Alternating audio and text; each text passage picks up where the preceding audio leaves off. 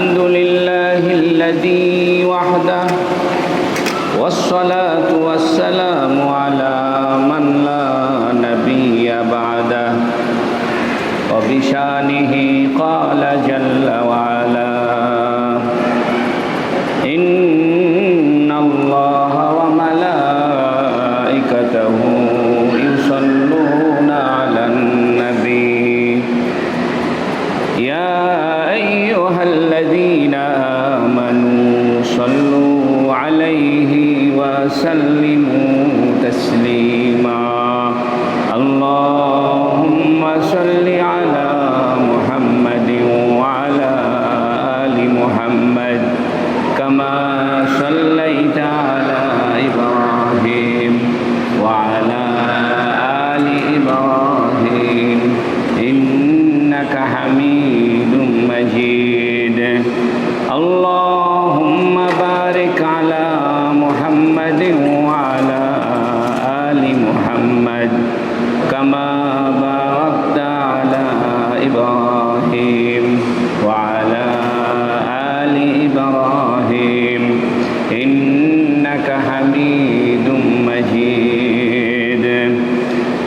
أما بعد بسم الله الرحمن الرحيم باب حلاوة الإيمان الحمد لله আল্লাহ তাবারাক ওয়া তাআলার বড় মেহেরবানি দীর্ঘ এক মাস পরে আবার আমরা দরসে বুখারীর অনুষ্ঠানে আসার বসার তৌফিক আল্লাহ দান করেছেন বলুন আলহামদুলিল্লাহ।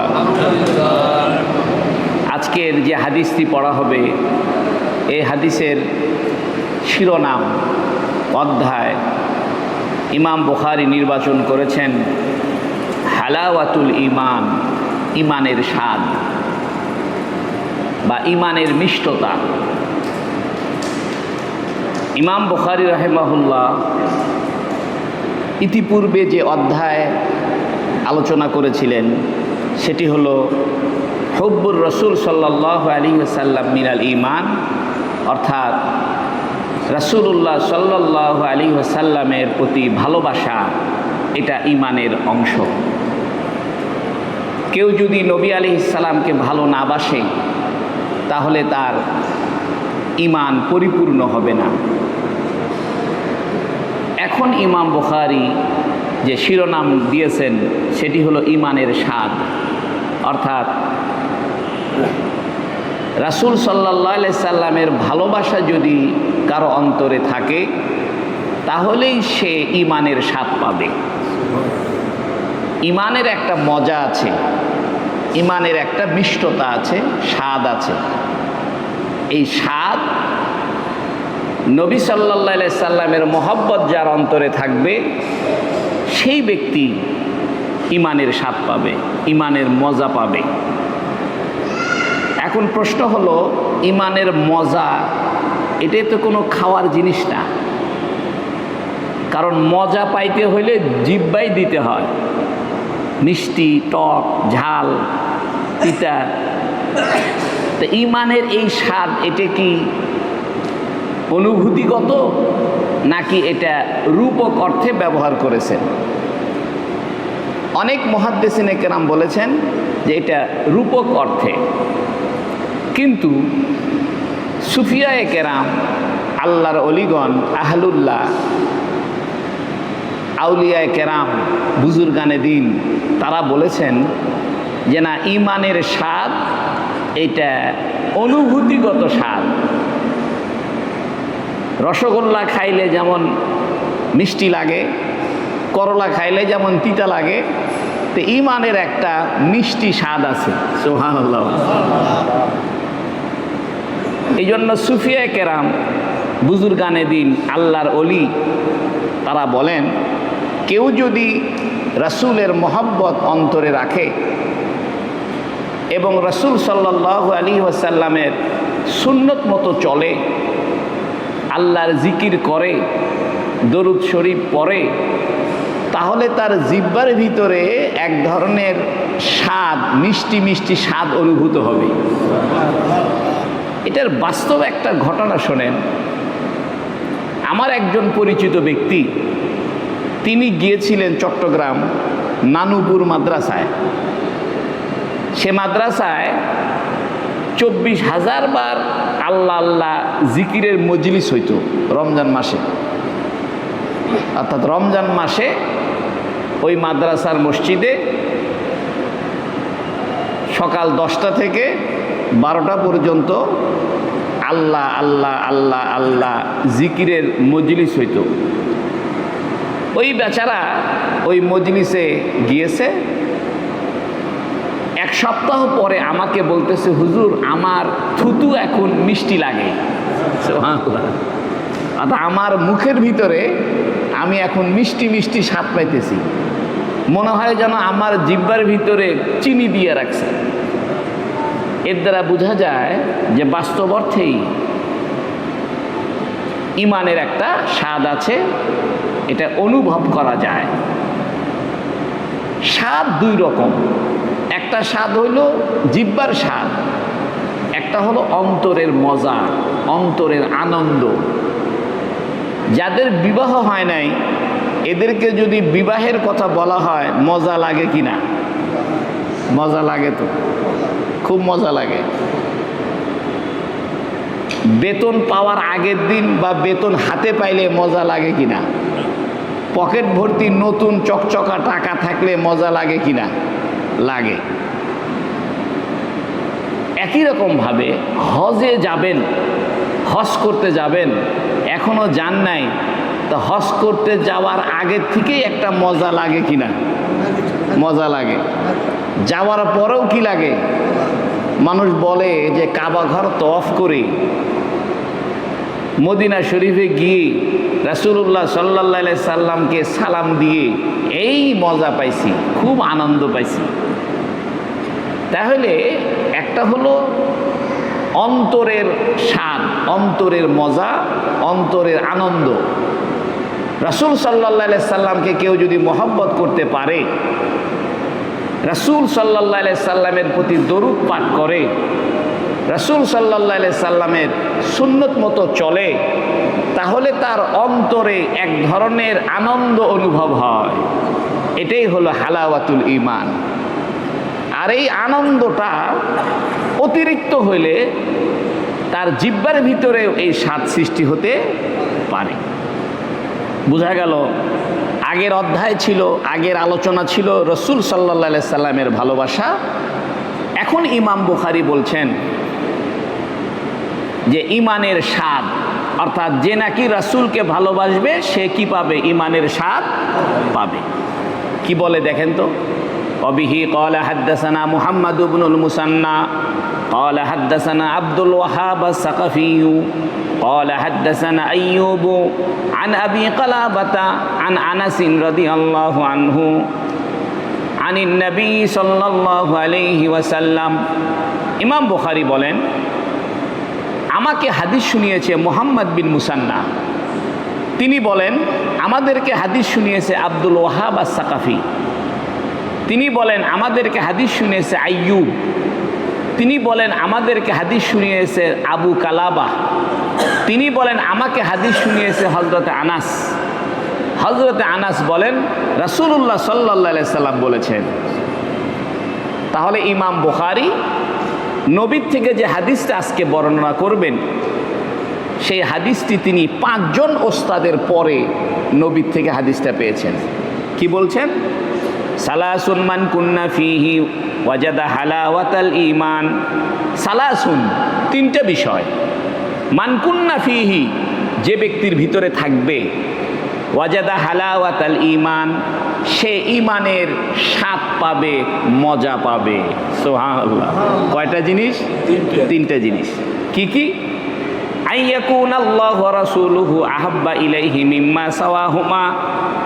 আইয়াকুনাল্লাহু ওয়া রাসূলুহু, আল্লাহ এবং তার রাসূল, আহাব্বা ইলাইহি, তার কাছে সবচেয়ে প্রিয় হবে, মিম্মা সাওয়াহুমা, আল্লাহ এবং রাসূল বাদে যা কিছু আছে সব কিছু থেকে সবচেয়ে বেশি প্রিয় হবে আল্লাহ এবং তার রাসূল। 1 নাম্বার। অর্থাৎ যে ব্যক্তির কাছে আল্লাহ এবং আল্লাহ রাসূল সবচেয়ে প্রিয়, আল্লাহ আল্লাহ রাসূল বাদে যা কিছু আছে সবার চাইতে বেশি ভালোবাসে কাকে? এর দ্বারা একটা কথা বোঝা যায়, আমাদের সবচাইতে বেশি ভালোবাসা পাওয়ার হকদার, অধিকার রাখে কে? আল্লাহ। এরপরে ভালোবাসা রাখার অধিকার রাখে কে? এরপরে আমার পিতা মাতা, ছেলে মেয়ে, আত্মীয় স্বজন, সেগুলো। হাজারো যুবককে যদি প্রশ্ন করা হয় তোমার প্রিয় ব্যক্তিত্বকে, অনেকে বলবে আমার প্রিয় হলো মেসি। কি বলবে? মেসি। ছোট বাচ্চাকে জিজ্ঞেস করা হয় তোমার প্রিয় কে, বলে আমার আব্বা। তাকে শিখাবেন যে না, তোমার সবচেয়ে প্রিয় কে?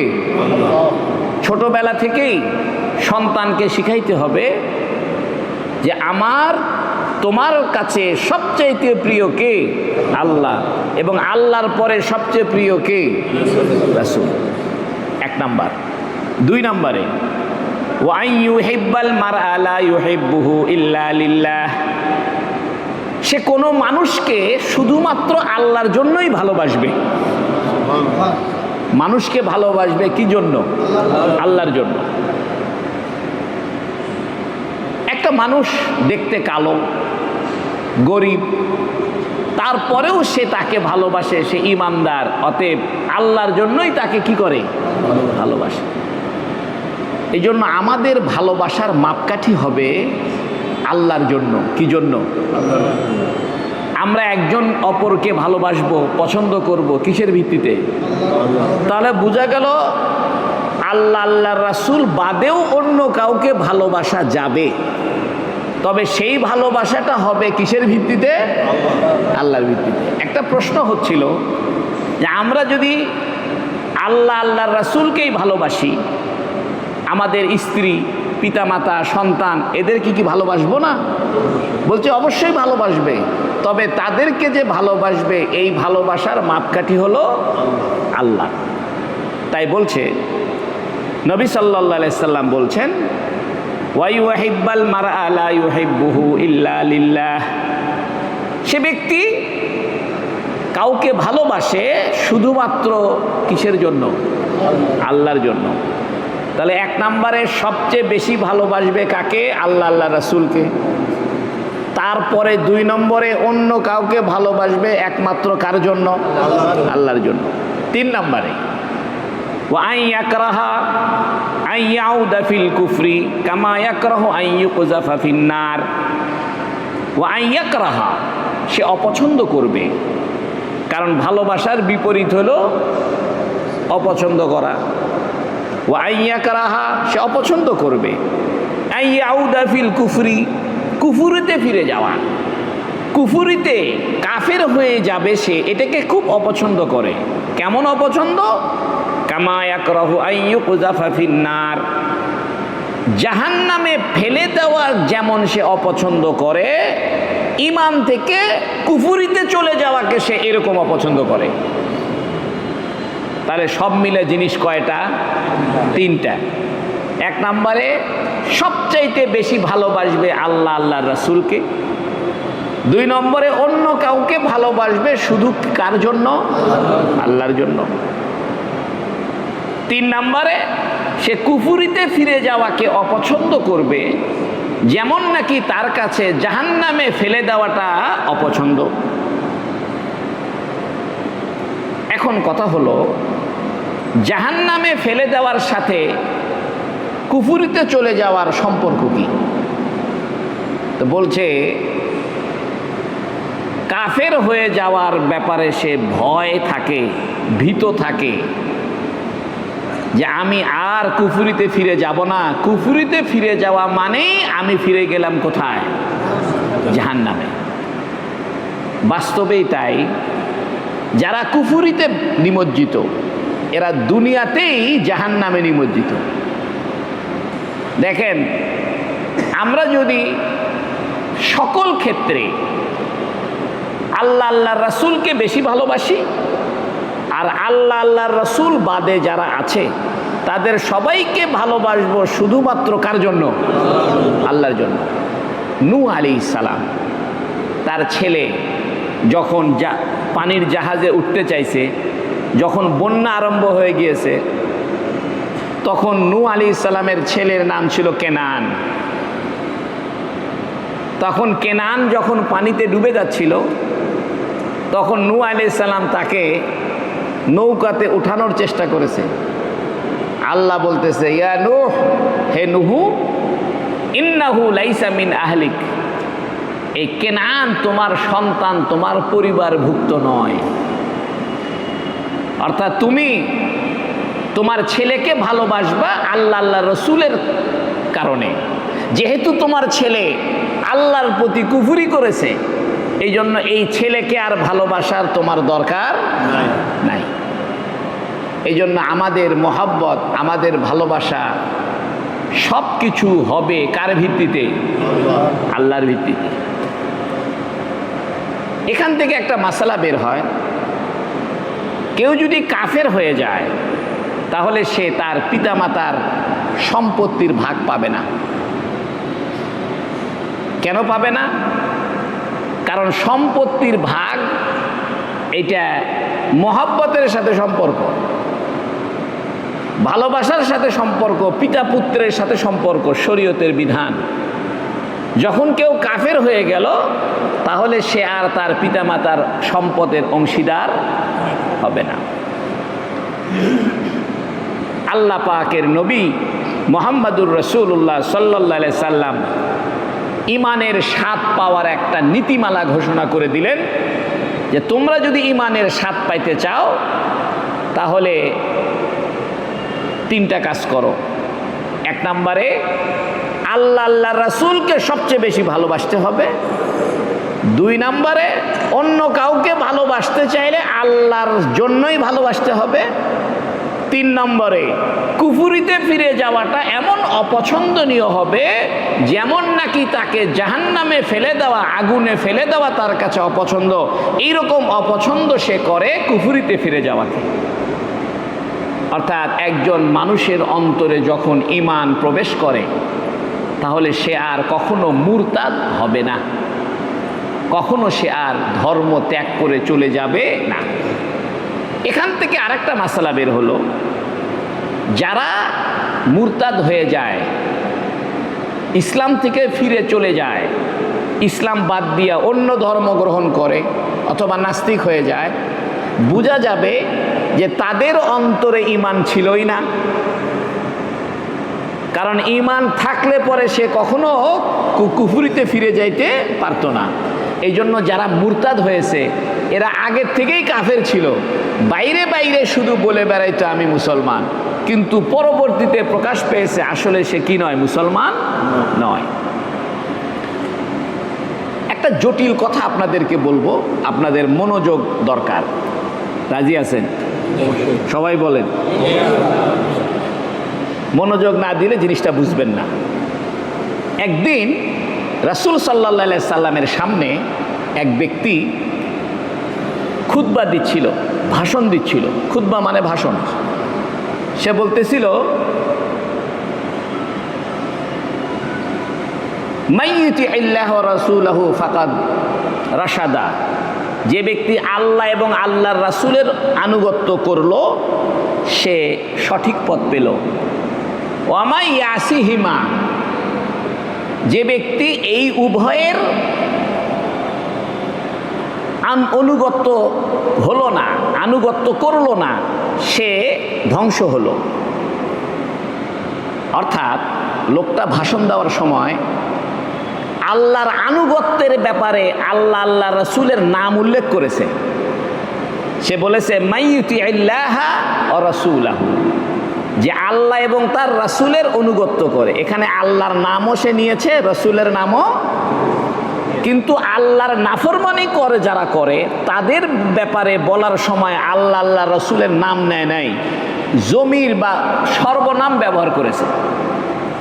যেমন আমি যদি বলি যে আমি আবু বকর ওমরকে ভালোবাসি এবং তাদের উভয়ের জন্য আমার কোনো হিংসা নাই, তাহলে আমার হিংসা নাই এই কথাটা বলার সময় কি আবু বকর ওমরের নাম নিছি?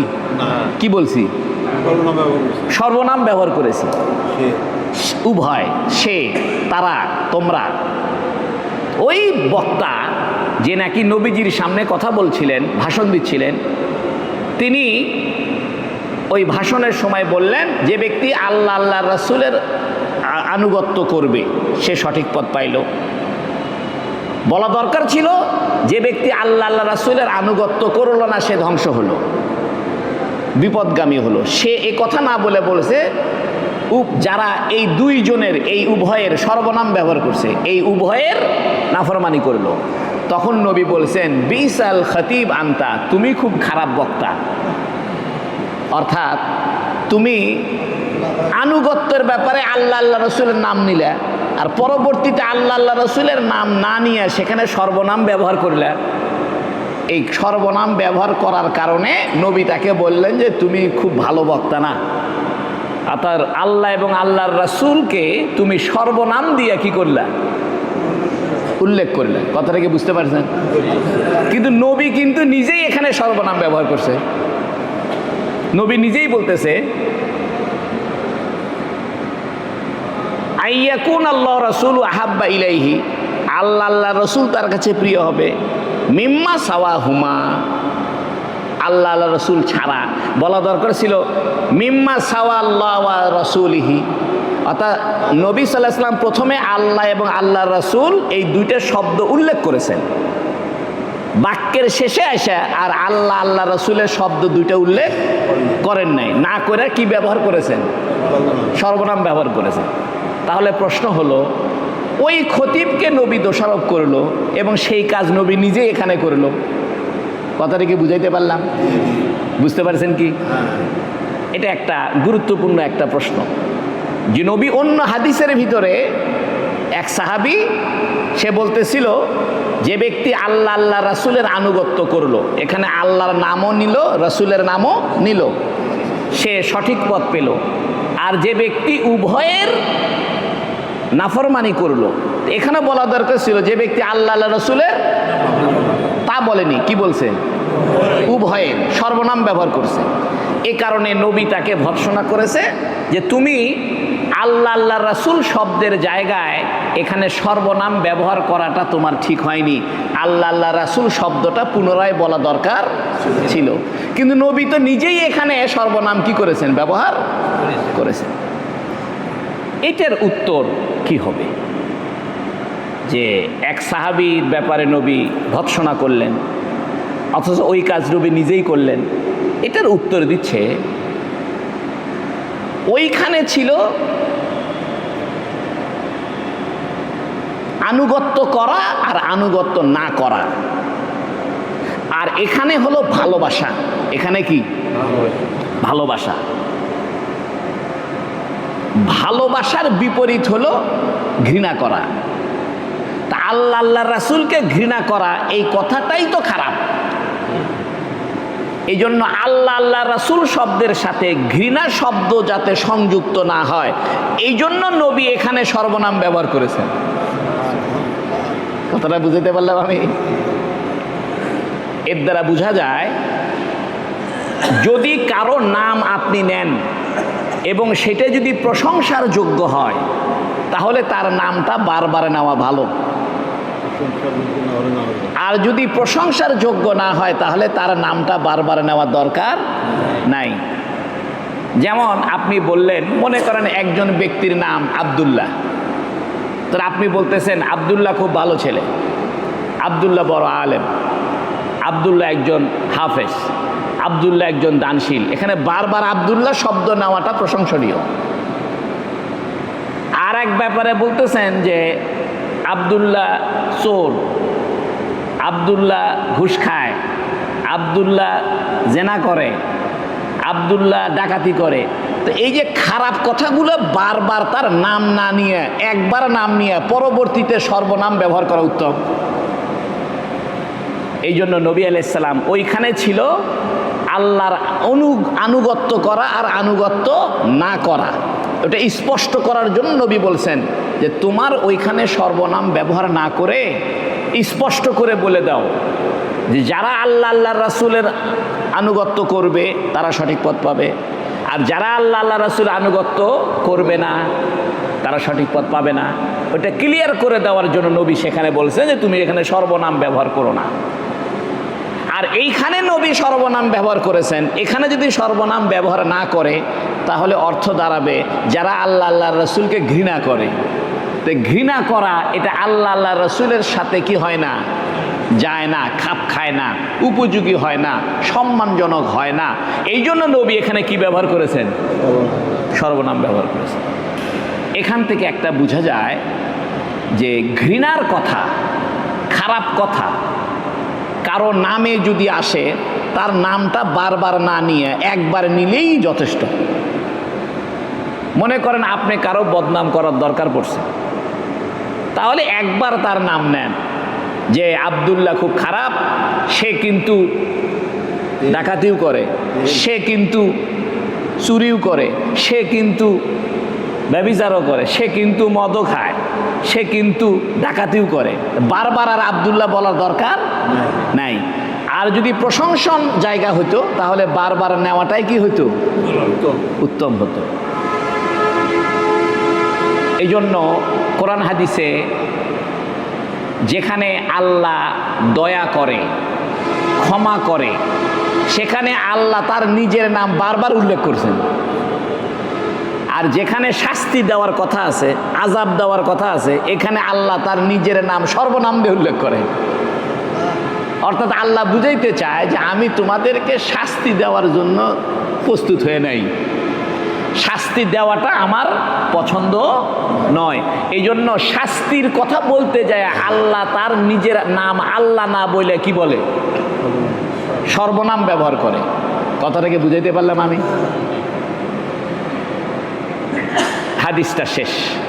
তাহলে আজকে থেকে নিয়ত করেন যে আমরা আমাদের সকল ব্যাপারে সবচাইতে বেশি ভালোবাসবো আল্লাহ এবং তার রাসূলকে।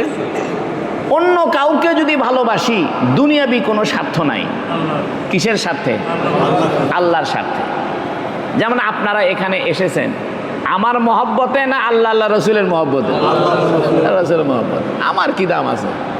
এখানে রসুলের কথা হবে, আল্লাহর কথা হবে, এই জন্য আপনারা এসেছেন। তাহলে আপনাদের আসা যাওয়াটা ইবাদত হবে যদি আসা যাওয়াটা কার জন্য হয়? আল্লাহর জন্য হয়।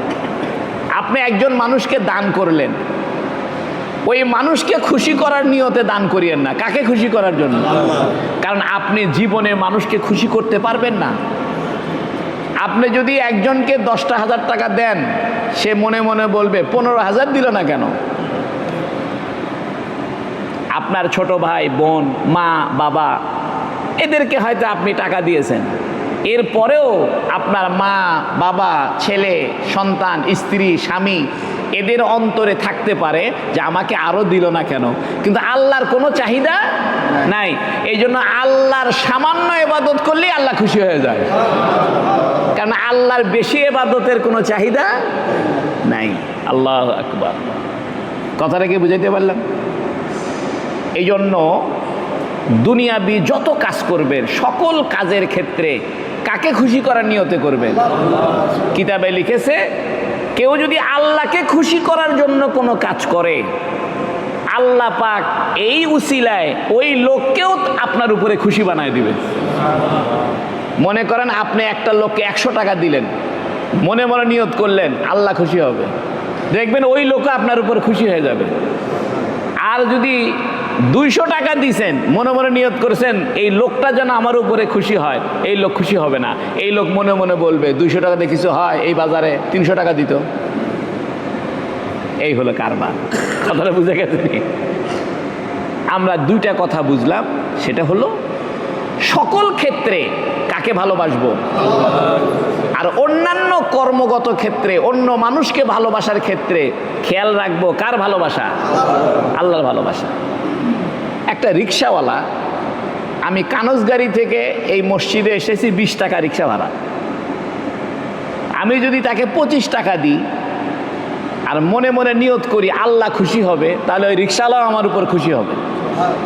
আর যদি মনে মনে চিন্তা করি রিক্সাওয়ালা খুশি হবে, তাহলে রিক্সাওয়ালা মনে মনে বলবে আমাকে 30 টাকা দিল না হুজুর রে, কত মানুষ 30 টাকা দেয়, কত মানুষ 50 টাকা দেয়, হুজুর মাত্র 5 টাকা বেশি দিল।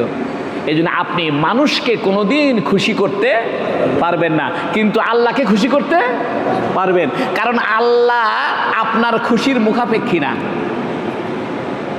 মানুষের চাহিদা আছে, আল্লাহর কোনো চাহিদা নাই। এই জন্য একবার সুবহানাল্লাহ বললে আল্লাহ খুশি হয়ে যায়, একবার সুবহানাল্লাহ বললে আল্লাহ খুশি হয়ে যায়। হাদিস শরীফে আছে, একবার যদি কেউ সুবহানাল্লাহি আলহামদুলিল্লাহি ওয়ালা ইলাহা ইল্লাল্লাহ আল্লাহু আকবার পড়ে, সমুদ্রের ফেনা পরিমাণ কারো যদি গুনাহ হয়, সে গুনাহ আল্লাহ মাফ করে দেয়। কারণ আল্লাহর তো আপনার খুশি করার আল্লাহ মুখাপেক্ষী না। আল্লাহ কি মুখাপেক্ষী যে আমরা আল্লাহ খুশি করতে হবে, না করলে আল্লাহ বেজার হবে? আল্লাহ তো আমাদের খুশি করার মুখাপেক্ষী না, আল্লাহ আগের থেকেই খুশি আছে, আল্লাহ আল্লাহর মতোই আছে। এই জন্য মনে রাখবেন, দুনিয়াতে কোনোদিন আপনি মানুষের পেট ভরাইতে পারবেন না, মানুষের মন তুলতে পারবেন না, কিন্তু কার মন তুলতে পারবেন? আল্লাহর মন তুলতে পারবেন। অতএব আল্লাহকে খুশি করার জন্য যদি অন্য মানুষকে কোনো উপকার করেন, ওই লোক আল্লাহর খুশির উসিলায় ওই লোক আপনার উপরে খুশি হয়ে যাবে। এই আমলটা করবেন তো ইনশাআল্লাহ? আল্লাহ আপনাদেরকেও তৌফিক দান করুক, আমাকেও তৌফিক দান করুক। এটা একটা গুরুত্বপূর্ণ আমল এই হাদিস থেকে পাওয়া গেল। সেটা হলো, আমরা যে কোনো কাউকে কিছু দিব, যে কোনো কারো উপকার করব, উপকার করার পিছনে কাকে খুশি করার নিয়ত করব? আল্লাহকে। তাহলে ওই লোক অটোমেটিক খুশি হয়ে যাবে। আর আল্লাহকে খুশি করার নিয়ত বাদে যদি ওকে খুশি করার জন্য দিই, কোনোদিন আদায়। এই জন্য দেখেন, জাকাত, আপনি যদি জাকাত একটা মানুষকে খুশি করার নিয়তে জাকাত দেন, আর আল্লাহর ইবাদত পালনের উদ্দেশ্য না থাকে, জাকাতের উদ্দেশ্য না থাকে, জাকাত আদায় হবে না। কথাটা আমি বুঝতে পারলাম?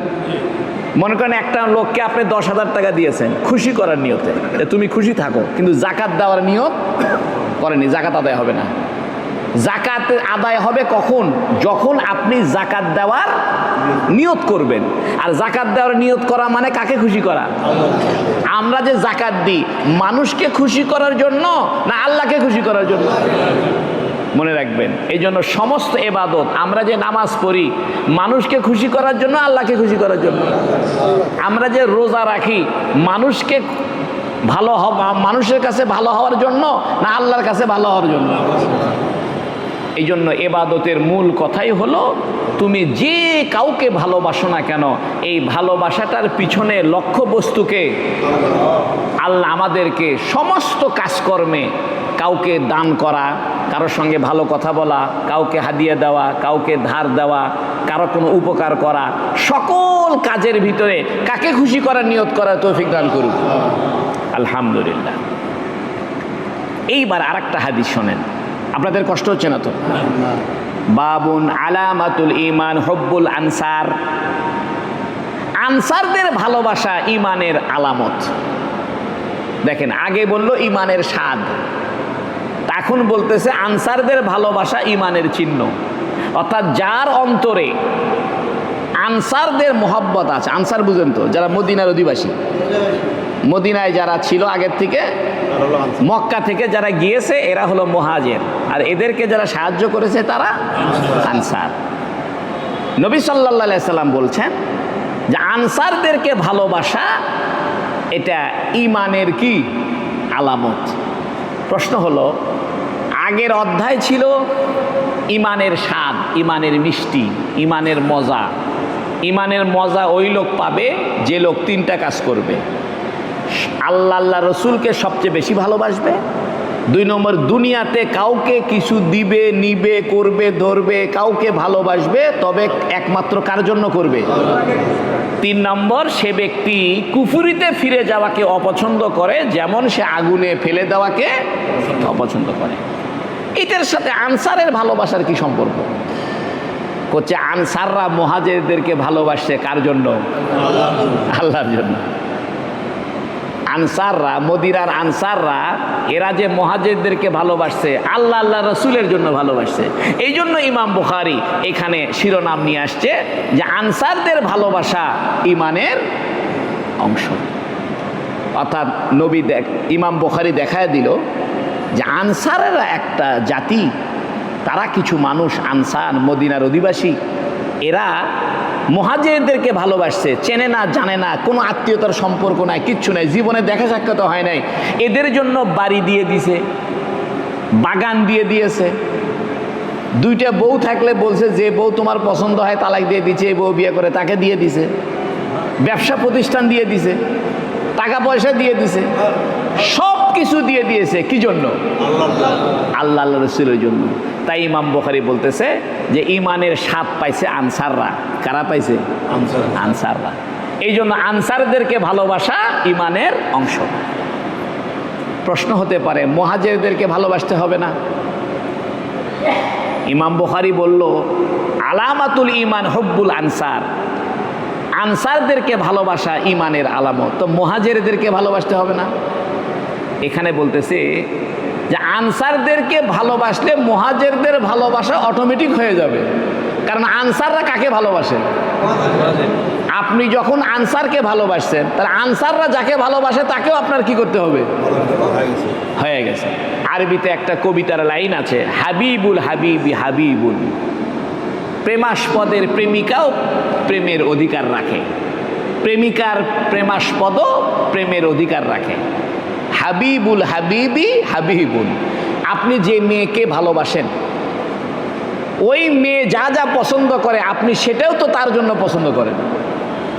আপনি আপনার স্ত্রীকে মহব্বত করেন, তো স্ত্রী যে রঙের থ্রি পিস চায় আপনি তো সেই রঙের থ্রি পিসই দিবেন, নাকি স্ত্রী যে রং পছন্দ করে না সেই রঙের কাপড় কিনে দিবেন? তাহলে আপনি যে স্ত্রীকে ভালোবাসতেছেন, স্ত্রী যে যা যা ভালোবাসে সেটাকেও আপনার ভালোবাসতে হবে, তাহলেই তো আপনার স্ত্রীর ভালোবাসা হবে। তা আনসারদের ভালোবাসা ওই সময় প্রমাণিত হবে যখন আনসাররা যাদেরকে ভালোবাসে আপনি তাদেরকে ভালোবাসবেন। অতএব আনসারদের ভালোবাসার ভিতর দিয়ে কাদের ভালোবাসা অন্তর্ভুক্ত হয়ে গেছে? মুহাজির। 2 নাম্বার, একটা খটকা হতে পারে যে এত কষ্ট করে মুহাজিররা আসলো, মুহাজিররা তো ভালোবাসার দাবি রাখেই, কারণ এরা বাড়ি ঘর ছেড়ে আসছে, এরা আগে ঈমান গ্রহণ করেছে, এরা নির্যাতন সহ্য করেছে, এরা তো ভালোবাসার দাবি রাখেই। এই মুহাজিরদেরকে যারা ভালোবাসছে, ভালোবাসা আনসার হয়েছে, এদেরকেও ভালোবাসতে হবে, যাতে করে বোঝা যায় যে মুহাজিরদের কষ্টের কারণে তারা তো ভালোবাসার যোগ্য হয়েই গেছে। প্রশ্ন হতে পারে মনের ভিতরে যে আনসাররা মনে হয় ভালোবাসার দরকার নাই, এই জন্য ইমাম বুখারী বলতেছে মুহাজিরদেরকে তো ভালোবাসবেই বাসবেই, আনসারদেরকেও কি করবে? ভালোবাসবে। এখন হাদিসটা শোনেন। وبه قال حدثنا أبو الوليد قال حدثنا شعبة قال أخبرني عبد الله بن عبد الله بن جبر قال سمعت أنس بن مالك عن النبي صلى الله عليه وسلم। ইমাম বুখারী বলেন আমাকে হাদিস বর্ণনা করেছে আবুল ওলিদ। আবুল ওলিদ বলে আমাকে হাদিস বর্ণনা করেছে শোবা। শোবা বলে আমাকে অবহিত করেছে, হাদিস অবহিত করেছে আব্দুল্লাহ বিন জাবার। আগের যুগে বাপেরও যা নাম ছিল বেটারও এরকম নাম হইতো। এখানে দেখেন, বাপের নাম আব্দুল্লাহ, বেটার নামও আব্দুল্লাহ। এখন মানুষ বুঝবে কেমনে? তখন বাপকে বলতো আবু আব্দুল্লাহ, আব্দুল্লাহর বাপ, আর বেটাকে শুধু আব্দুল্লাহ বলতো। কথাটা বুঝছেন কি? বাপের নামও কি? আব্দুল্লাহ, বেটার নামও আব্দুল্লাহ। এখন যখন বাপকে ডাকতো তখন বলতো আব্দুল্লাহর বাপ। কার বাপ? আর যখন শুধু বলতো আব্দুল্লাহ তখন উদ্দেশ্য কে হইতো? বেটা। এটার একটা কারণ আছে। কারণ হইল রাসূল সাল্লাল্লাহু আলাইহি সাল্লাম বলেছেন আহাব্বুল আসমা ইনদাল্লাহ আব্দুল্লাহ ও আব্দুর রহমান। আল্লাহর কাছে সবচাইতে প্রিয় নাম হলো আব্দুল্লাহ এবং আব্দুর রহমান। আল্লাহর কাছে সবচাইতে প্রিয় নাম দুইটা, কি কি? আব্দুল্লাহ আর আব্দুর রহমান। এই জন্য সাহাবায়ে কেরামের অনেকের নাম আব্দুল্লাহ। অনেকের নাম কি? যেমন আব্দুল্লাহ বিন ওমর, আব্দুল্লাহ ইবনে আব্বাস, আব্দুল্লাহ ইবনে মাসুদ, সবাই আব্দুল্লাহ। সবাই কি? ইমাম বুখারীর নামও মোহাম্মদ, বাপের নাম ইসমাইল, কিন্তু ওনার বেটার নাম আবার আব্দুল্লাহ।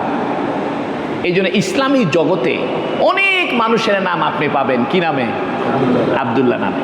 তাই ইমাম বুখারী বলতেছে যে আমার ওস্তাদ আবুল ওয়ালিদ তিনি হাদিস বর্ণনা করেছে শোবা থেকে, শোবা বর্ণনা করেছে আব্দুল্লাহ বিন জাবার থেকে। এই আব্দুল্লাহ বিন জাবার বলে আমি আনাস বিন মালিক থেকে শুনেছি। এটাও হযরত আনাসের বর্ণিত হাদিস। আনিন নবী সাল্লাল্লাহু আলাইহি সাল্লাম قال, নবী সাল্লাল্লাহু আলাইহি সাল্লাম বলেছেন আয়াতুল ঈমানি হুব্বুল আনসার, ঈমানের নিদর্শন, ঈমানের চিহ্ন হলো আনসারদেরকে ভালোবাসা। ওয়া আয়াতুন নিফাক বুগজুল আনসার, আর মুনাফিকের চিহ্ন হলো আনসারদেরকে ঘৃণা করা। কারণ মুনাফিকরা আনসারদেরকে ঘৃণা করত কেন? ওরা বলতো এই মিয়া তোমাদের খায়া দেয়া কাম নাই, মক্কা থেকে আসছে, এদের জন্য দোকান দিয়ে দিচ্ছ, টাকা পয়সা দিয়ে দিচ্ছ, বাড়ি ঘর দিয়ে দিচ্ছ, বউ দিয়ে দিচ্ছ, জমি জমা দিয়ে দিচ্ছ, এদেরকে থাকতে দাও, খাইতে দাও। হিংসা করতো কারা? এই জন্য আনসারদেরকে যারা ঘৃণা করবে এটা মুনাফিকদের আলামত। মুনাফিকরা আনসারদেরকে ঘৃণা করে। এখন আপনি আসেন, মুহাজিররাও ভালোবাসার দাবি রাখে, আনসাররাও, তাহলে সমস্ত সাহাবারা কিসের দাবি রাখে? এখানে কোন সাহাবীকে কি আল্লাহ বাদ দিছে? এখন আপনি কোন একজন সাহাবীর সমালোচনা করতে পারবেন না, সমালোচনা করলে আপনি মুনাফিক হবেন। কথাটা খেয়াল করেন। সেটা হযরত মুআবিয়া রাদিয়াল্লাহু আনহু হোক, আর সেটা মদিনার যায়েদ বিন সাবিত হোক, আপনি কোন সাহাবীর সমালোচনা করতে পারবেন না। কারণ এই হাদিসের ভিতরে নবী বলেই দিলেন আনসারদেরকে ভালোবাসা ঈমানের চিহ্ন, আর আনসারদের প্রতি ঘৃণা রাখা এটা মুনাফিকের চিহ্ন। সাবধান হয়ে যান, খবরদার কখনো কোন সাহাবীর ব্যাপারে কি করবেন না? সমালোচনা করবেন না। কারণ বুখারী শরীফের হাদিস দ্বারা বোঝা যায় সাহাবীদেরকে ভালোবাসা ঈমানের চিহ্ন। এই জন্য যারা হযরত মুআবিয়া রাদিয়াল্লাহু আনহুকে অপছন্দ করে এরা মুনাফিক, এটা মুনাফিকের চিহ্ন। এজিদ তো সাহাবী নয়, এজিদ তাবি, এজিদ সাহাবী নয়। সাহাবী পরে যারা আছে এদের কথা বাদ দেন। কিন্তু হযরত মুআবিয়া রাদিয়াল্লাহু আনহুকে আপনি কি করতে পারবেন না? গালি দিতে পারবেন না। কারণ হযরত মুআবিয়া রাদিয়াল্লাহু তাআলা আনহু সাহাবী। আচ্ছা, এখন আসেন, সাহাবায়ে কেরামের মধ্যে আবার দ্বন্দ্ব হয়েছে। যেমন হযরত আয়েশা সিদ্দিকা রাদিয়াল্লাহু আনহার সাথে জঙ্গে জামাল হয়েছে, হযরত আলী রাদিয়াল্লাহু আনহুর বিরোধিতা হয়েছে, হযরত মুআবিয়া রাদিয়াল্লাহু আনহুর সাথে হযরত আলী রাদিয়াল্লাহু আনহুর কি হয়েছে? দ্বন্দ্ব হয়েছে। তাহলে আপনি বলতে পারেন হুজুর তাইলে তো ইনারা নিজেরাই তো নিজেদের ভিতরে যুদ্ধ কইরা একে অপরকে কি করেছে? ঘৃণা করেছে। তাহলে এই হাদিস তো ঠিক থাকলো না। এটার জবাব দিচ্ছে যে না, সাহাবায়ে কেরামের মধ্যে যুদ্ধ হয়েছে, ঘৃণা ছিল না। যুদ্ধ হয়েছে কেন? যুদ্ধ হয়েছে যিনি যেটাকে সঠিক মনে করে সেটার উপরে উনি সুদৃঢ়, এক দৃঢ় মত। হযরত আলী মনে করতেছেন যে আগে খেলাফত প্রতিষ্ঠা হোক, আর হযরত মুআবিয়া বলতেছেন আগে বিচার হোক। এই দুইজনের দুইটা মত, তার কাছে ওইটা সঠিক। আপনার যেমন আমাদের ভাই ভাই ঝগড়া হয় কিনা, এক ভাই বলতেছে, দুই ভাই ব্যবসা করে, এক ভাই বলতেছে যে ভাই চাউলের ব্যবসা করা হোক, আর এক ভাই বলতেছে না চাউলের ব্যবসা না, গমের ব্যবসা করা হোক। তো সামান্য কিছু বিষয় দুই ভাইয়ের ভিতরে কি হতে পারে? দ্বন্দ্ব হতে পারে। কিন্তু বেলা শেষে দুই ভাই আবার কি হয়ে যায়? মিল হয়ে যায়। তারা যে দ্বন্দ্ব করছে এটা কি হিংসার দ্বন্দ্ব না কর্মপদ্ধতির দ্বন্দ্ব? এই জন্য সাহাবায়ে কেরামের মধ্যে যে দ্বন্দ্ব হয়েছে এই দ্বন্দ্বটা কর্মপদ্ধতির দ্বন্দ্ব, অন্তরের হিংসা নয়। তার প্রমাণ কি? তার প্রমাণ হলো যখন হযরত আলী রাদিয়াল্লাহু তাআলা আনহুর সাথে মুআবিয়া রাদিয়াল্লাহু আনহুর যুদ্ধ হচ্ছে, তখন বাইজাইন্টাইন রোমান সম্রাট হযরত মুআবিয়া রাদিয়াল্লাহু আনহুর কাছে চিঠি লিখছে যে তোমার চাচতো ভাইয়ের সাথে তো তোমার দ্বন্দ্ব হচ্ছে, তুমি চাইলে আমি কিছু সেনাবাহিনী পাঠায় দিই, তুমি এই সেনাবাহিনীকে নিয়ে তোমার ভাইয়ের বিরুদ্ধে যুদ্ধ করে জায়গা দখল করো। তখন হযরত মুআবিয়া রাদিয়াল্লাহু আনহু বলতেছেন যে এই লাল কুকুরের দল, ওই রোমান সৈন্যদেরকে বলতেছে, এই লাল কুকুরের দল, আমার ভাইয়ের সাথে আমার কোনো হিংসা নাই, কর্মপদ্ধতি নিয়ে কি হয়েছে, দ্বন্দ্ব হয়েছে। তুমি যদি আর একবার এই কথা বলো, আমরা দুই ভাই মিলে তোমাদের রোমান সাম্রাজ্য দখল করে নিব। এই জন্য হযরত মুআবিয়া রাদিয়াল্লাহু আনহুর সাথে হযরত আলী রাদিয়াল্লাহু আনহুর কি আন্তরিক ঘৃণা ছিল, কর্মপদ্ধতিগত কি ছিল, দ্বন্দ্ব ছিল। এটা হতেই পারে, এটা আপনার সাথে আমার হতে পারে, অফিসে হতে পারে, সংসারে স্ত্রীর সাথে হতে পারে। স্ত্রী বলতেছে আজকে বৃষ্টির দিন গো, খিচুড়ি রান্ধো, আপনি বলছে না না খিচুড়ি আর ভাল লাগে না গো, ইয়ে করো তো গরম ভাত আর ঘি আর আলু ভর্তা করো, হয় না? এর মানে কি বইয়ের সাথে আপনার সেই দ্বন্দ্ব লেগে গেছে? কর্মপদ্ধতিগত দ্বন্দ্ব হতে পারে। এই জন্য সাহাবীদের মধ্যে কর্মপদ্ধতির দ্বন্দ্ব হয়েছে, আন্তরিক কোনো দ্বন্দ্ব হয়নি। এখন আসেন ইমাম বুখারী রাহিমাহুল্লাহ আর একটা হাদিস বলতেছেন, বাবুন।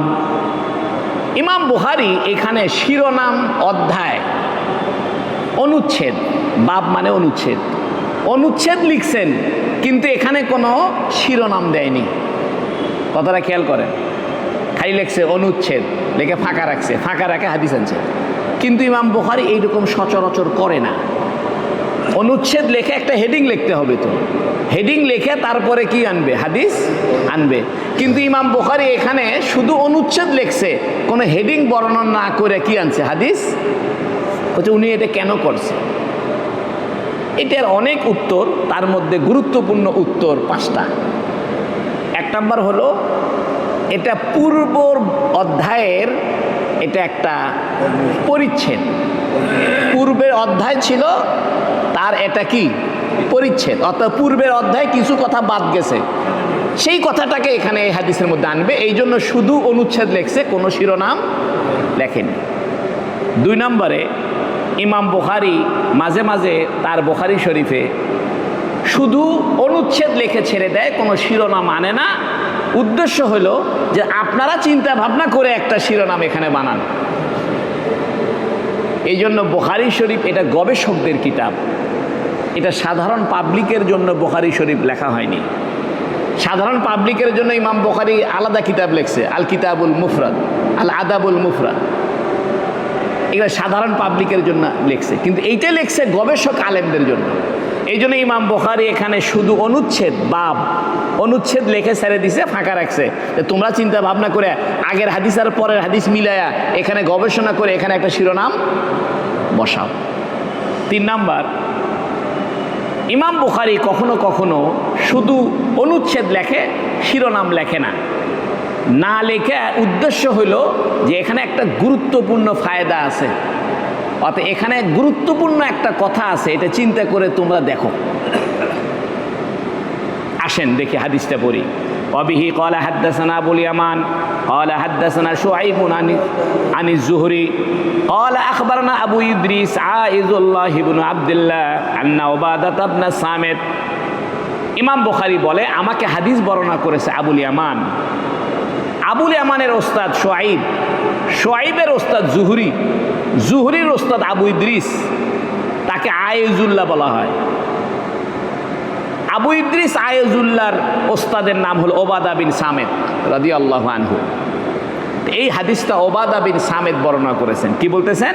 ওয়াকানা শাহিদা বাদরান, তিনি বদরের যুদ্ধে অংশ নিয়েছিলেন। ওবাদা বিন সামিত কোথায় অংশ নিয়েছিলেন? তাহলে এটা উনার একটা প্রশংসা। বোঝা গেল কারো প্রশংসা করার সুযোগ থাকলে তার প্রশংসা করে দেওয়া ভালো। এই জন্য ওবাদা বিন সামিত রাদিয়াল্লাহু আনহু সম্পর্কে যখন আবু ইদ্রিস আইজুল্লাহ বিন আব্দুল্লাহ বর্ণনা করতেছে, তখন তার প্রশংসার দিকগুলো আলোচনা করতেছে। এর দ্বারা বোঝা যায় আমাদের উচিত যখন কারো সম্পর্কে আলোচনা করব, তার প্রশংসার দিকটাও কি করব? আলোচনা করব। কিন্তু আমরা কি করি? উল্টা, প্রশংসার দিকটা আলোচনা না করে তার বদনামের দিকটা কি করি? আলোচনা করি।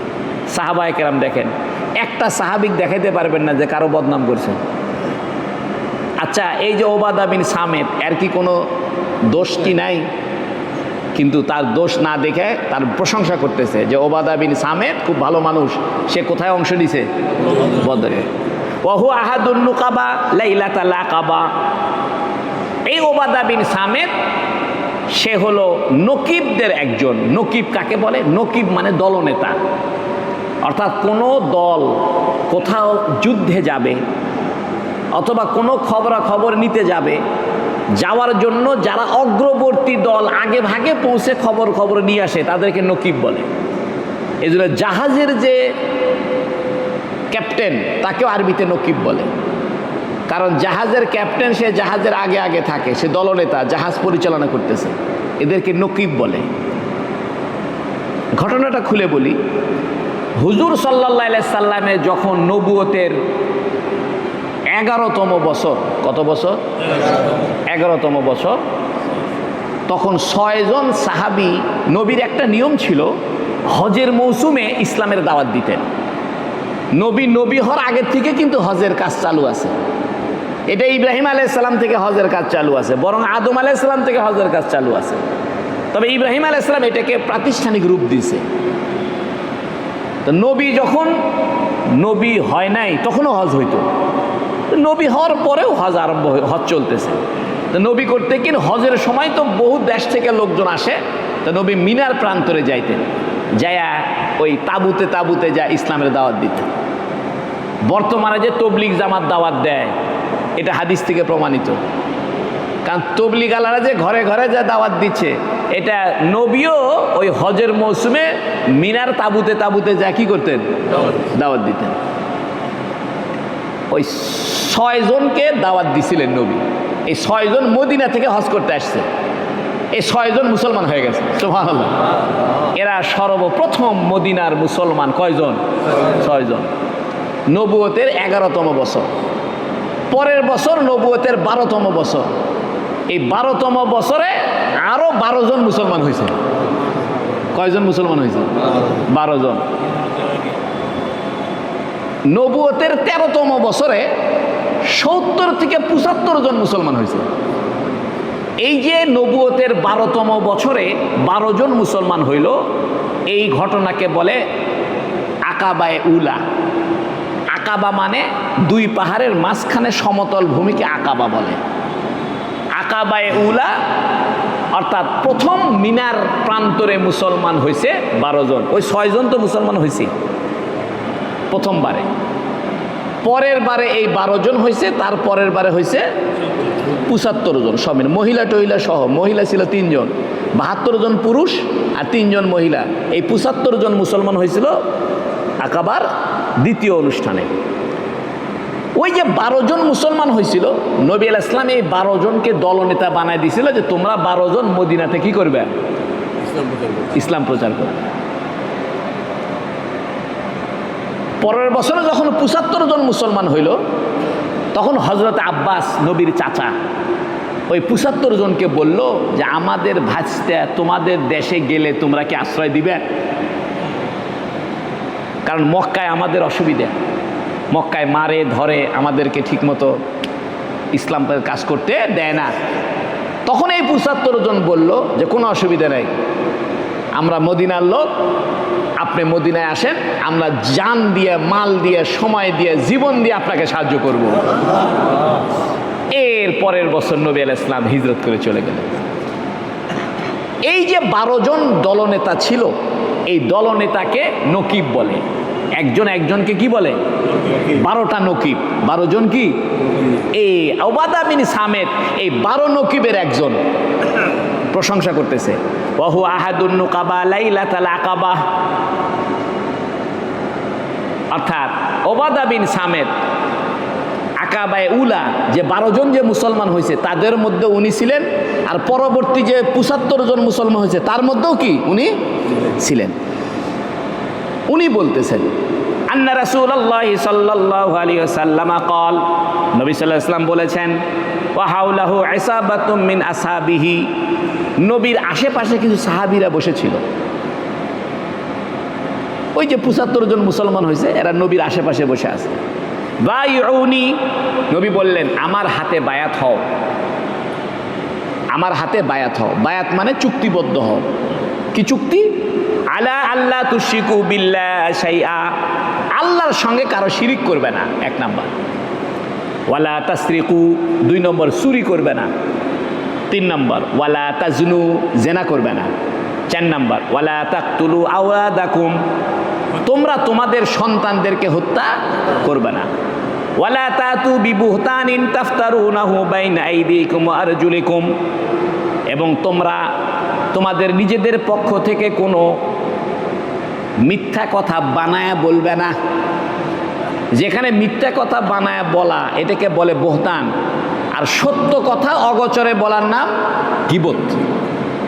গীবত কিন্তু মিথ্যা কথাকে গীবত বলে না। মনে করেন আমার নাম কাজী ফজলুল করি, আপনার বাইরে যাবো, হ্যাঁ এটা হুজুর হলো, কিচ্ছু না, মিশে জানে না, শোনে না, কিছু না, মিশে বোখারি সব পড়বে আছে, কতটা সত্যই বলছে, কিন্তু এটার নাম কি হবে? গীবত। আর যদি মিথ্যা কথা কন, হুজুর তো চুরি করছে রে, তাহলে এটার নাম কি হবে? বহতান। যেখানে বহতান করা নিষেধ, সেখানে গীবত করা তো আগে ভাগেই কি, অর্থাৎ কোনো অপবাদ তোমরা দিবে না। এটার আরেকটা অর্থ আছে, হাত এবং পা। এখানে হাদিসের মধ্যে হাত পায়ের কথা আছে। হাত আর পায়ের মাঝখানে গুপ্ত অঙ্গ। আমাদের যে লজ্জা স্থান, এটা হাত আর পায়ের মাঝখানেই তো। এই হাত আর পায়ের মাঝখানে সম্পর্কে অপবাদ দিবে না। আরবদের একটা নিয়ম ছিল, তারা মিশে অপবাদ দিত, বলতো তোর মা তো এটা না, তুই তো অমকের চল, তোর বাপের তারা তুই হসনি। জেনা যে ব্যাপক ছিল, ব্যাপক জেনা থাকার কারণে মানুষে অপবাদ দিত, বিভিন্ন অপবাদ দিত। তাই নবী বলতে তোমরা অপবাদ দিবে না। ওয়ালা তাসু ফি মারুফিন, কোনো নেক কামে, কোনো ভালো কাজে বিরোধিতা করবে না। ফামান ওয়াফা মিনকুম ফাআজরুহু আলাল্লাহ, তোমাদের মধ্যে থেকে যে ব্যক্তি এই কাজগুলো পরিপূর্ণ করবে, অর্থাৎ শিরিক করবে না 1 নাম্বার, 2 নম্বর চুরি করবে না, 3 নম্বরে জেনা করবে না, 4 নম্বরে সন্তান হত্যা করবে না, 5 নম্বরে অপবাদ দিবে না, 6 নম্বরে নেক কাজে, ভালো কাজে বিরোধিতা করবে না। এই কাজগুলো, এই 6টা কাজ। ফামান ওয়াফা মিনকুম, তোমাদের মধ্যে যে ব্যক্তি এই 6টা কাজ করবে, ফাজরুহু আলাল্লাহ, আল্লাহর কাছে সে বিনিময় পাবে। ওমান আসাবা মিন যালিকা শাইআন, আর যে ব্যক্তি এই কাজগুলো করবে, অর্থাৎ চুরি করে, জেনা করে, অপবাদ দেয়, এই কাজগুলো কেউ যদি করে, ফাউকিবা ফিদ দুনিয়া, তাহলে দুনিয়াতে তাকে শাস্তি দেওয়া হবে। ফাহুয়া কাফারাতুন লাহু, এটা তার জন্য গুনাহ মাফের কারণ হবে। অর্থাৎ একজন চুরি করছে, চুরি করার পরে দুনিয়াতে তার শাস্তি হয়েছে, হাত কেটে দিয়েছে। জেনা করছে, জেনা করার পরে দুনিয়াতে তার শাস্তি হয়েছে, তাহলে এটা দুনিয়াতে তার গুনাহ মাফ হয়ে যাবে, আখিরাতে আর কোনো কিছু হবে না। ওয়ামান আসাবা মিন যালিকা শাইআন, আর কোনো ব্যক্তি যদি এই কাজগুলো কেউ করে, সুম্মা সাতারাহুল্লাহ, অতঃপর আল্লাহ এই কাজগুলো গোপন রাখছে, চুরি করছিল ধরা পড়েনি, জেনা করছিল ধরা পড়েনি, ফাহুয়া ইলাল্লাহ, এটা আল্লাহর কাছে সুপর্দ হবে। ইনশা আফা আনহু, যদি আল্লাহ চায় ক্ষমা করবে, ওয়া ইনশা আকাবাহু, যদি আল্লাহ চায় শাস্তি দিবে। যদি দুনিয়াতে ধরা পড়ো, শাস্তি যদি দুনিয়াতে পাওয়া যাও, তাহলে এটা মাপ। ফাবায়ানাহু আলা যালিকা, হযরত ওবাদা বিন সামিত বলেন, আমরা এই কথার উপরে নবীর হাতে কি করলাম? বায়াত করলাম। বায়াত 3 প্রকার। একটা হলো বায়াত আলাল ইসলাম, অর্থাৎ ইসলাম গ্রহণ করার জন্য নবীর হাতে হাত দিয়ে কি করছে? বায়াত হয়েছে। আর একটা হলো বায়াত আলাল জিহাদ, জিহাদের উপরে বায়াত করা। আর একটা হলো নেক আমলের উপরে বায়াত করা। এই হাদিসটা পরে আসবে, নেক আমলের উপরে। এই জন্য সুফিয়া কেরাম যে বায়াত করায়, পীর সাহেবরা যে বায়াত করায়, এটাও হাদিস দ্বারা প্রমাণিত, হাদিসটা সামনে আসবে। এখন কথা হলো, দুনিয়াতে যদি শাস্তি কারো হয়ে যায়, একজন মানুষ দুনিয়াতে জেনা করেছে, আল্লাহ মাফ করুক, দুনিয়াতে তাকে আদালতের মাধ্যমে শাস্তি দেওয়া হয়েছে, তাহলে এটা তার গুনাহ মাফ হয়ে গেল। কিন্তু অন্য একটা হাদিসে আছে, হযরত আবু হুরায়রা থেকে বর্ণিত, নবী সাল্লাল্লাহু আলাইহি ওয়াসাল্লাম বলেছেন, লা আদরি আল হুদুদু কাফারাতুন আমলা, আমি জানি না শাস্তি এটা গুনাহ মাফের কারণ হবে কি হবে না? তাহলে ওই হাদিসের সাথে এই হাদিসের কি হয়ে গেছে? দ্বন্দ্ব হয়ে গেছে। এখন মুহাদ্দিসিনে কেরাম বলতেছেন, দুনিয়াতে অপরাধ করার পরে যদি তাকে শাস্তি দেওয়া হয় আর সে যদি তওবা করে এবং ভবিষ্যতে ওই কাজ না করে এবং এই শাস্তির উপরে খুশি থাকে, তাহলে আখেরাতে শাস্তি হবে না। আর যদি দুনিয়াতে শাস্তি পাওয়ার পরে এই কাজ সে আবার করে, তওবা করেনি এবং সে খুশি নাই, মনে করে একটা চোর ধরা পড়ছে, সে চোরকে শাস্তি দিছে,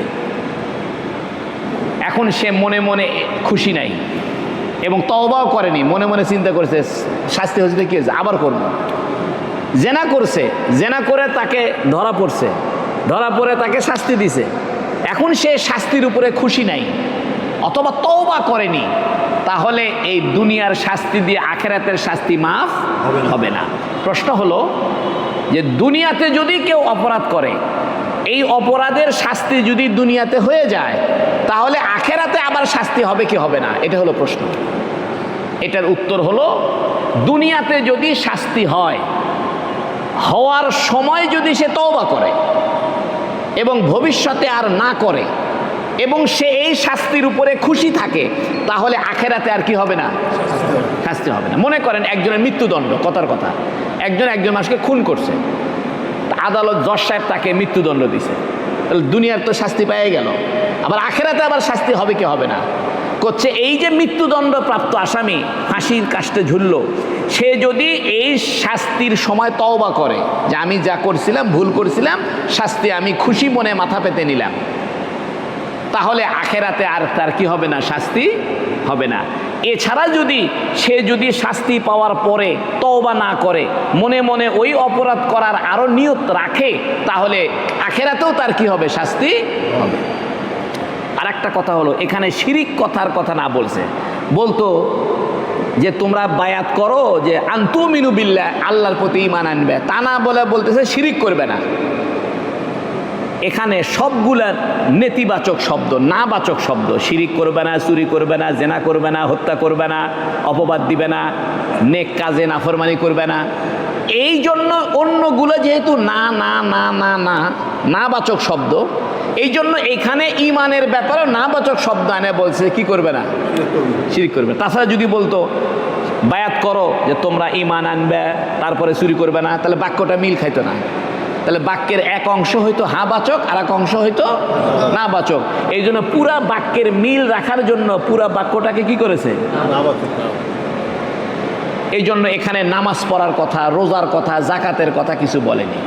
এর দ্বারা একটা কথা বোঝা যায় যে সোয়াব করা বেশি গুরুত্বপূর্ণ না গুনাহ ছেড়ে দেওয়া বেশি গুরুত্বপূর্ণ, এটা বোঝা গেল। একটা মানুষ খুব সোয়াব করে, তাহাজ্জুদ পড়ে, হজ করে, ওমরা করে, দান করে, কিন্তু গুনাহ বাদ দেয় না। আর একটা লোক এত সোয়াবের কিচ্ছু করে না কিন্তু গুনাহ করে না, লোকটা ভালো কে? যে লোক কি করে না? গুনাহ করে না। এই জন্য নবী এখানে গুনাহ না করার উপরে কি করছে? গুরুত্ব দিচ্ছে। এখানে শিরিক করতে মানা করেছে, তারপরে বলতে চুরি করো না, কারণ শিরিক করা মানে আল্লাহর হক নষ্ট করা, আর চুরি করা মানে মানুষের হক নষ্ট করা।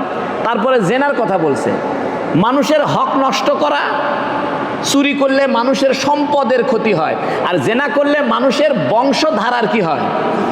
ক্ষতি হয়। তারপরে বলতেছে তোমরা তোমাদের সন্তানদেরকে হত্যা করবে না। আরবের লোকেরা মেয়ে সন্তানকেও পুঁতে ফেলতো, অনেক সময় পুত্র সন্তানকেও কি করতো? পুঁতে ফেলতো খাবার দেওয়ার ভয়ে। এই জন্য কোরআন শরীফে অন্য আয়াত আছে, লা তাকতুল আওলাদাকুম খাশিয়াতা ইমলাক, তোমরা তোমাদের সন্তানকে খাদ্য দেওয়ার ভয়ে কি করো না? হত্যা করো না। অপবাদ দিও না, অপবাদ দিলে কি হয়? মানুষের সম্মানের ক্ষতি হয়। তাহলে দেখেন, আল্লাহর সঙ্গে শিরিক করলে আল্লাহর হক নষ্ট হয়, চুরি করলে মালের ক্ষতি হয়, জেনা করলে তার বংশধারার ক্ষতি হয়, হত্যা করলে তার জীবনের ক্ষতি হয়, অপবাদ দিলে তার সম্মানের ক্ষতি হয়। তাহলে এই হাদিস থেকে বোঝা গেল যে আমরা একটা মানুষের সম্পদের সুরক্ষা দিতে হবে, একটা মানুষের বংশধারার সুরক্ষা দিতে হবে, একটা মানুষের ইজ্জতের সুরক্ষা দিতে হবে। এই জন্য ইসলাম বলতেছে যে তোমরা শুধু আল্লাহর ইবাদত করলেই হবে না, বরং একটা মানুষের অর্থনৈতিক সুরক্ষা দিতে হবে, জীবনের সুরক্ষা দিতে হবে, সম্মানের সুরক্ষা দিতে হবে, এবং বংশধারার কি দিতে হবে? সুরক্ষা দিতে হবে। আর একটা কথা লাস্টে একবারে বলে দিছে যে তোমরা কোনো নেক আমলে ভালো কাজে নাফরমানি করবে না। ভালো কাজে নবী আলাইহিস সালাম মদিনার পরিবেশ তৈরি করতেছে, কারণ মদিনা যায়ও যদি চুরি ডাকাতি রাহাজানি জেনা এগুলো চালু থাকে, তা মক্কা ছেড়ে দিয়ে যায় লাভ কি? এই জন্য নবী আলাইহিস সালাম মদিনায় যাওয়ার আগেই মদিনার পরিবেশ ঠিক করার জন্য এই হাদিসটা বলে দিয়েছেন। এর দ্বারা বোঝা যায় আপনি যে কোনো জায়গায় যাবেন, যাওয়ার আগে ওই এলাকার পরিবেশ দেখে শুনে যাবেন। এই জন্য নবী আলাইহিস সালাম মদিনা যাওয়ার আগেই মদিনার পরিবেশ ঠিক করে দিচ্ছে যে তোমরা শিরিক করবে না, চুরি করবে না, জেনা করবে না। একটা কথা এটা বলেনি যে নামাজ পড়বে, রোজা রাখবে, হজ করবে, যাকাত দিবে, এগুলো বলছে? এগুলো বলেনি। অর্থাৎ হুজুর সাল্লাল্লাহু আলাইহি সাল্লাম মদিনা শরীফে যাওয়ার, নামাজ কয়টায়? 15টা, আজান হবে এখন না? মদিনা শরীফে যাওয়ার আগেই মদিনার পরিবেশ কি করেছেন?